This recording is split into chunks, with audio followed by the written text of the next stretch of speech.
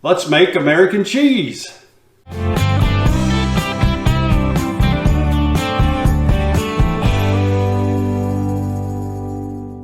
Hey everybody, we're getting ready to make some American cheese, and I told you here a while back that I was going to put a video out on how to make it and how simple it is. It's really super simple and you get quick results. This would be great for cheese makers that have cheese like these here we've used that are not quite up to par for me. They're good cheeses, they're just not what I'm looking for. And both are a different type of cheddar. One has actually been cheddared in the cheddaring process. One is more of a farmhouse cheese. And with this type of cheese, American cheese, you can use any type of cheese you want in it. I've seen people use some pretty strange things. But anyway, we're going to use a couple cheddars, different styles, and put this thing together. Now I've got my list here of what I use, and I'll put that out on the internet in the description, and that way you can copy and paste, do whatever you want to with it. Now there's other ways of making American cheese. Some of it actually uses gelatin and blah blah blah, a bunch of stuff, and I'm going to put that on here too, and if you guys want to try that, you're perfectly welcome to do that. But this recipe is calling for a couple chemicals, and sodium citrate is one of them, and there's videos out on how to make this, but it's so cheap. Just buy a bag, put it back, and use it when you need it. Also in this video, I'm going to be using sorbic acid, which is kind of like potassium sorbate that they put in wine and different foods to stabilize it. Now you don't have to add sorbic acid at all, or potassium sorbate.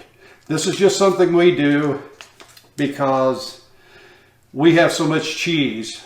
It's hard to consume this much cheese without gaining about 5,000 pounds. Anyway, so we're going to use this, and I'll tell you the amounts, and you can look on the description and see that also. But this will go in to stabilize, keep molds from growing, and also I'm going to be using Hormel's real crumbled bacon. And it's already got a stabilizer in it, but that's good because we don't want anything growing in our American cheese. Anyway, here we go, and first thing I'm going to do is grate up some cheese. Now I'll be using 1.7 pounds or about 800 grams. Now this cheese is big enough to fit in a big cheese block. Now this block here, what's this block made of? Silicone? Silicone. And a lot of people use them for soap making and stuff, but they're also good for this. All right guys, the first thing we're going to do is grate up some cheese.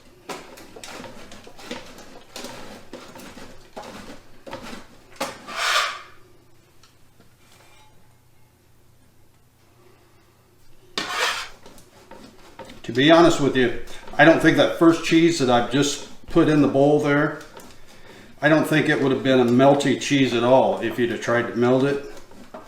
But this one here would have. Okay, putting that in a bigger bowl because this little one just ain't going to get it. And I'll keep grating. What I'm working for is 1.7 pounds, or somewhere around 800 grams. You can use this cheese that you don't really care for on American cheese, and it'll turn out pretty good.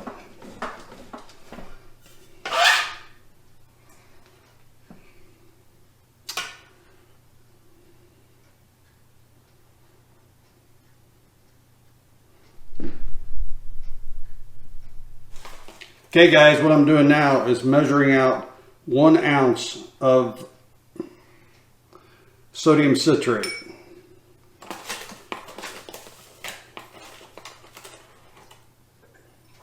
Okay, now I need 1 gram of my potassium sorbate or sorbic acid. I'm using sorbic acid.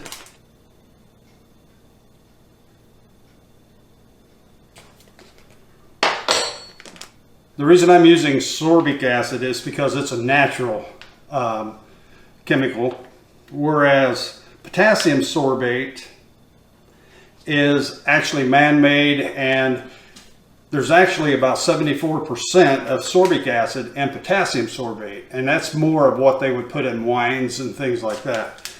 But this is what we want to use for us. You don't have to use it at all. Okay, we're getting ready to move over to the stove, and we're going to start putting this together. Okay guys, the first thing we're going to do is add our water. Now I'm using 1 cup of water, and you remember, when you get this recipe, you can always cut it in half, in quarters, however you want to do it to make it to fit your molds or whatever you're doing with it. Start warming it up and simply add our sodium citrate to it.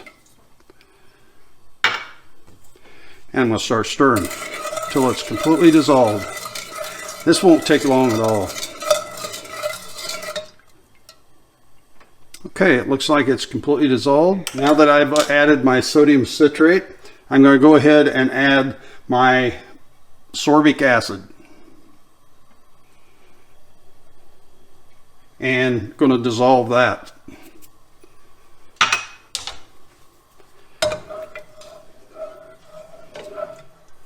Okay, everything is dissolved, and I'm going to turn that on as low as I can get it. Now I'm going to start adding the cheese and stirring.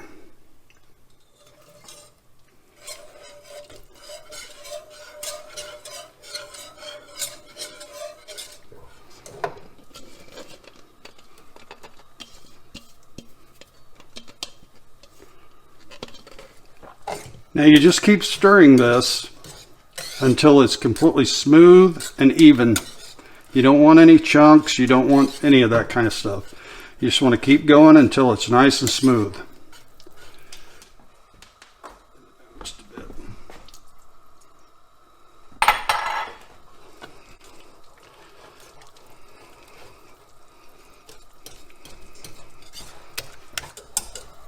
If you're going to add anything, now would be the time to add it. We're going to add some bacon bits.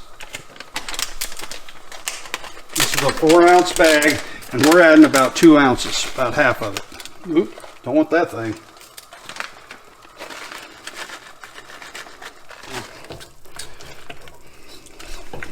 You're probably going to want a spatula. You're going to want a spatula. Now you got to work kind of quick here, because it's going to start getting thick on you.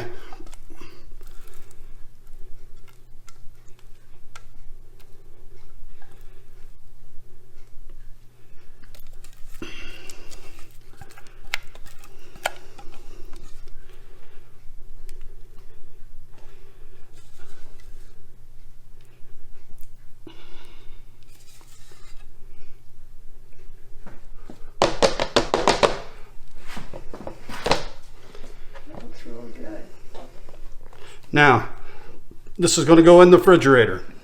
Okay guys, we're going to let it chill down in the refrigerator, and we're going to come back in a little bit and slice a piece, give it a taste, and we'll let you know what we think. Okay everybody, we've had the American cheese in the fridge for a few hours. I'm going to take it out. I'm going to unmold it now and give it a taste test and see what we come up with.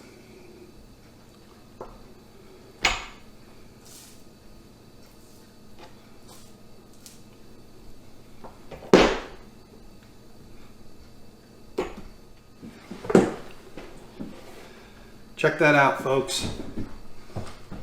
Does that look cool? You can see all the bacon in it. We're going to try it.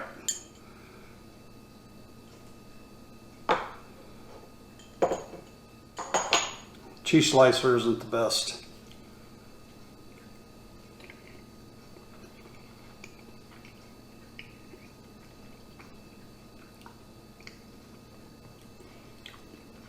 Really bacony, really good. I'm gonna like this. Is it creamy? Mm-hmm. Mm. Mm. If you guys get a chance to make this, and you got some cheese you don't want to eat because of some reason, maybe it's not exactly what you wanted, give this a try. You'll like it. Anyway, I'm going to let you go for now. Thanks for watching. Be sure and ring that bell and subscribe and all that kind of stuff, you know. Anyway, here's to you. Catch you later.